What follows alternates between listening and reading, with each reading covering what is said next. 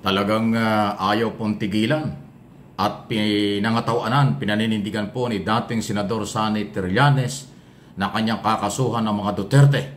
Noong araw pa niya sinabi ito at pinatunayan na nga, kung yung mga gunita, kinasuhan na ng plunder si dating Pangulong Duterte sa Department of Justice noong 1 linggo lang. Ito na naman, bagong kaso po tungkol sa smuggling, korupsyon at iba pa. Si Congressman Pulong Duterte, anak ni dating Pangulong Duterte, Congressman ng 1st District ng Davao, at ang kanyang bayaw na si Atty. Carpio, asawa ni Vice President Sara Duterte, si Paildo na dating Customs Commissioner, at iba pa. Tingnan nyo itong report ng mga mamamahayag na nag-cover po dyan sa DOJ kung saan doon ipinail yung kaso. Talagang sunod-sunod po. At siyam na iba pa. Kaugnay ito ng 6.4 billion pesos na shabu shipment na naipuslit sa bansa galing China noong 2017. Bukod kay Congressman Duterte, dawit din sa reklamo ang asawa ni Vice President Sara Duterte na si Atty. Mans Carpio at dating Customs Chief Nicanor Faildon. Sa complaint affidavit, pinagbasihan ni Trillanes ang mga dokumentong nakalap mula sa investigasyon ng Senado sa 600 kilong shabu shipment. Pinalusot daw ang illegal na droga sa Bureau of Customs at pinadaan pa sa kanilang express lane. Kasama rin sa mga sinampahan ng reklamo si Charlie Tan na umano'y business partner ni dating Presidential Economic Advisor Michael Yang noong Duterte administration. Ang pinakang drug lord dito ay si Charlie Tan, nakapartner ito ni Michael Yang. Magkapareha sila ng triad. Tapos ang naging protector ay sila Pulong Duterte at Mans Carpio. Tapos ang mga naging facilitators naman ito na naipasok ito at naipuslit palabas ng customs ay sina Faildon, sina Allen Capuyan at iba pa na mga na-mention dun sa case. Malinaw raw. So ayan pagpapatunay lang po yung report na yan. Thank you sa News 5, isa sa mga nalihitimong mga mamahayag na nag-cover dyan sa formal na pagpapile ng kasong smuggling, korupsyon at iba pa. Inuulit ko si Congressman Pulong Duterte, Atty. Mans Carpio, asawa ni Vice President Sara Duterte, at si Paildon na dating Commissioner ng Customs, dating Director yan ng Bureau of Correction. Okay? At iba pa. Naku, si Michael Yang nabanggit na naman. Talaga ayan grabe. Si Trillanes po kasi ngayon ay sibilyan. Kaya siya malayang-malayang nakapagpapile ng kaso.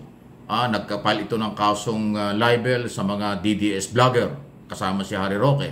Tapos nagpile nga ng kasong plunder laban kay Senador Go at dating Pangulong Duterte.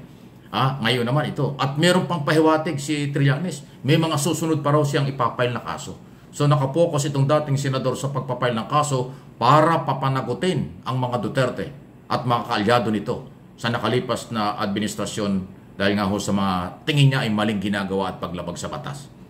Kasi ang sabi baka magtaka kayo, bakit ngayon lang ginagawa? Abay, ganun po talaga.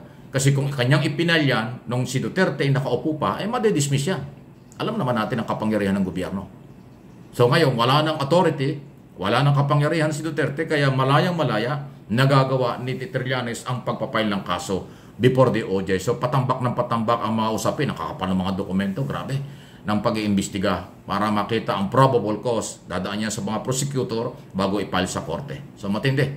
So halos lahat ng issue na antingin ni Trillanes ay lumabag sa batas sa tulong ng kanyang marami kasing volunteer lawyer ang kampo ni Trillanes, yung Magdalo Group, talaga nagkalap niya, di ba? Siya nga yung complainant before International Criminal Court doon sa human rights violation. So human rights violation, graft in corruption, kasama dyan yung plunder, tapos ito nga po na illegal pa rin. So mga Duterte, yung triad na binabanggit.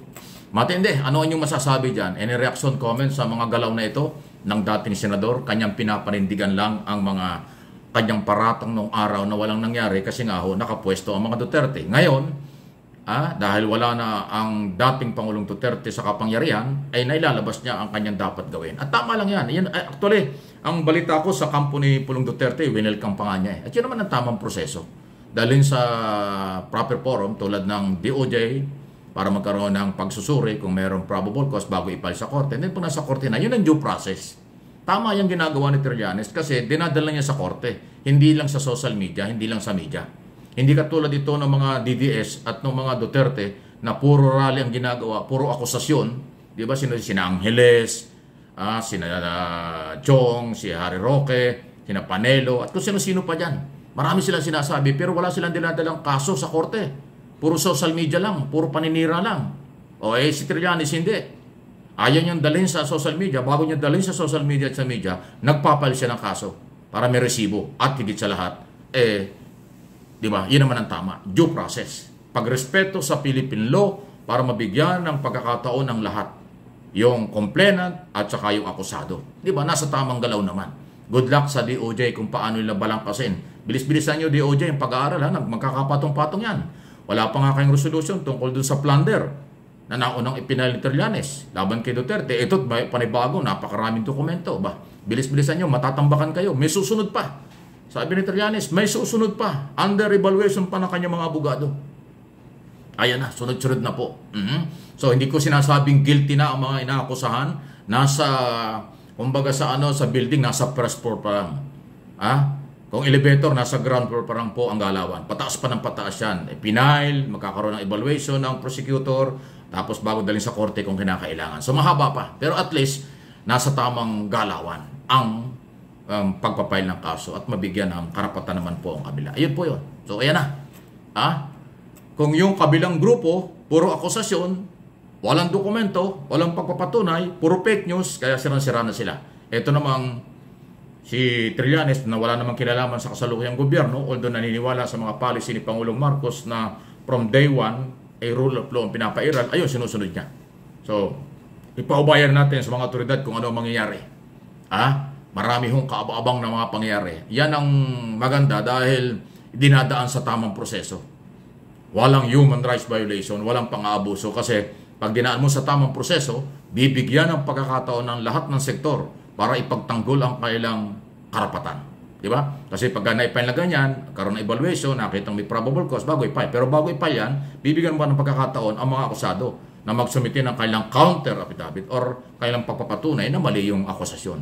Pero pag hindi napatunayan at may probable cause, diretso sa korte. Pagdating sa korte, ibang usapan na yan. Ano na yan? Judicial body na yan.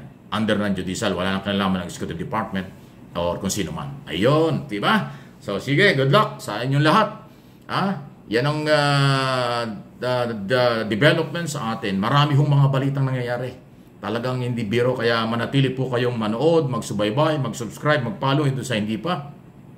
Please lang po, paki-like po ninyo ang aking mga video dito sa Mike Abby Opinions at MA Pinoy TV. Dahil marami tayo sinusubaybayan.